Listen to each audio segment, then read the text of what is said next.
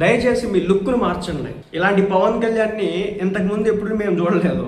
ఏందో వింతగా చూస్తున్నాం. ఆ ఫేస్ లో ఆ గడ్డం ఏంటో, ఆ హెయిర్ స్టైల్ ఏంటో ఆ ఫేస్ ని ఈ షేప్ కి తీసుకొస్తా ఉన్నారు. గుమ్మడికాయ షేప్ అంటారు కదా, ఆ షేప్ కి. మీది ఎంత మంచి ఫేసు, ఎంత మంచి ఫేస్ కట్టు.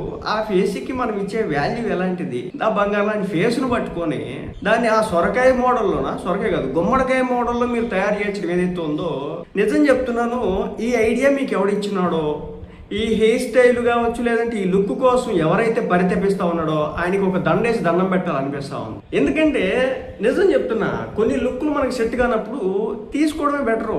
సరే మీరు అప్పుడు షార్ట్ హెయిర్ చేయించినారంటే అది ఒక లెక్క, అప్పుడు సిచ్యువేషన్ బట్టి ఏదో ఉండొచ్చు అని. కానీ అదేంటి ఈ షేప్ ఏంటి, ఆ గుమ్మడికాయ షేప్ ఏంటి, ఆ లోకం ఏంటో నా అయితే అర్థం కావట్లేదు. ఈరోజు నాదెండ్ల మనోహర్ గారు కుటుంబ సభ్యుల్ని పరామర్శించడానికి పవన్ కళ్యాణ్ గారు వెళ్ళినప్పుడు ఏదో గ్లో మిస్ అయింది. ఆ ఫేస్ లో ఉన్నటువంటి ఆ గ్లో మొత్తం